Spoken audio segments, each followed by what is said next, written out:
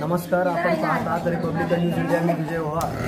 आपण आज आहोत पुण्याच्या प्रभाग क्रमांक 27 मध्ये साईबाबा नगर या ठिकाणी गल्ली नंबर 7 मध्ये.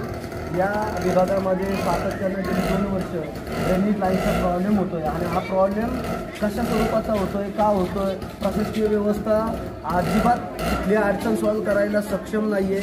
इथले प्राथमिक नगरसेवक जे आहेत ते देखील इथल्या नागरिकांची जी काय अडचण आहे ही सक्षमपणे सोडवण्यासाठी पूर्ण फोल ठरलेले आहेत. आपण या नागरिकांशी बोलणार आहोत, संवाद साधणार आहोत की बाबा हा काय प्रॉब्लेम आहे, कशा स्वरूपाचा प्रॉब्लेम आहे आणि गेली 2 वर्ष सातत्यानं प्रशासकीय व्यवस्थेशी म्हणा किंवा इथल्या सन्माननीय प्रथम नागरिकांशी, नगरसेवकांशी म्हणा, हे कसे संवाद साधतायत आपण यांच्याशी बोलणार आहोत. गेल्या 2.5 ते 3 वर्षापासून आमच्या इथे ड्रेनेज लाईनचा हा प्रश्न निर्माण झालेला आहे.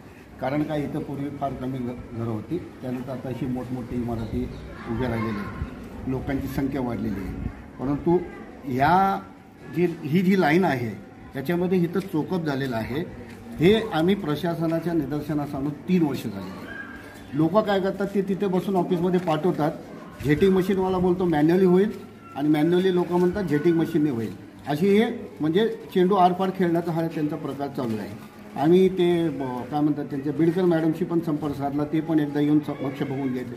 आम्ही सगळ्या नगरसेवकांना म्हणजे तुमचे हाजी फिरोज, रईस सोडके, हमीदा अनिस सोडके आणि तुमचे गफूर पठाण या सगळ्यांच्या निदर्शनास आणून दिलेलं आहे. परंतु दुर्दैव असं आहे की कोणी आमच्या प्रश्नाकडे लक्ष द्यायला तयार नाही आहे.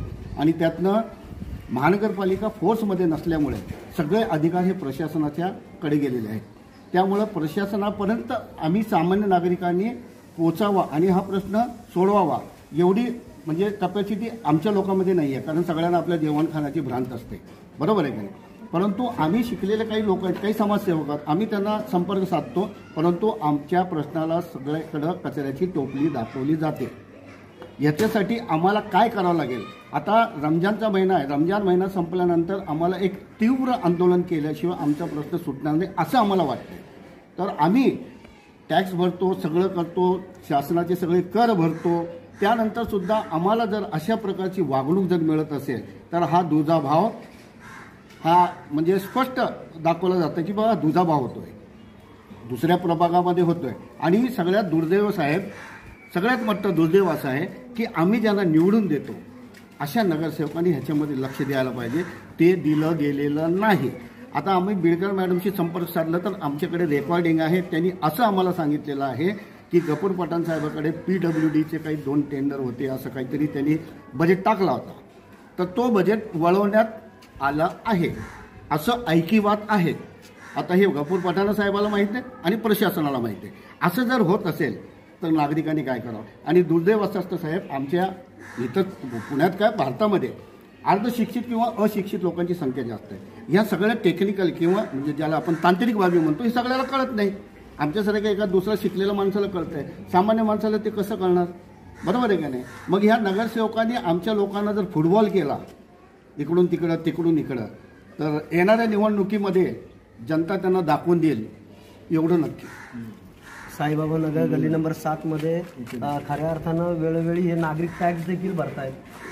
वेळोवेळी प्रशासकीय जे काही कायद्यानुसार योग्य ते सगळ्या बाबी पूर्णता करून देखील यांना जे काय संविधानिक गोष्टी ज्या काही पुरवायला पाहिजे होत्या, म्हणजे ड्रेनेज लाईन म्हणा, इथला रस्ता म्हणा, इथली जी काय वीज लाईट म्हणा, ह्या गोष्टी ज्या पोचल्या पाहिजे होत्या, पाण्याची गोष्ट असेल ही पोचली पाहिजे होती, ती पोचत नाहीये. आणि वेळोवेळी हे घाणीचं साम्राज्य इथं दिसत आहे. गेले 3 वर्ष हे फॉलोअप घेत आहेत.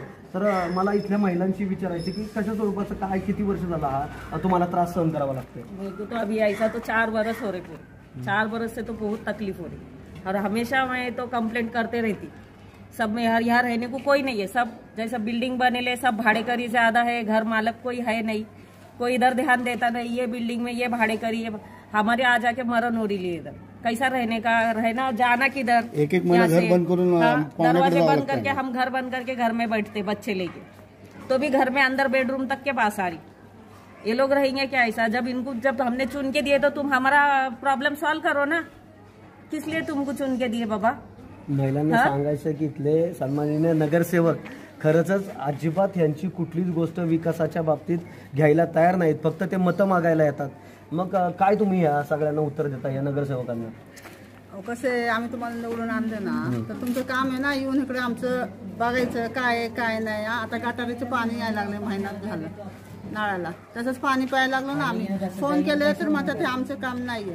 प्रायव्हेट आहे 100, प्रायव्हेटला नेहमी आम्ही 1000 रुपये कुठनं द्यायचे, कमवायचं सगळ्या गटारामध्ये घालायचे का पैसे, तो भी साफ नहीं हो रहा ना. तरी होत नाही.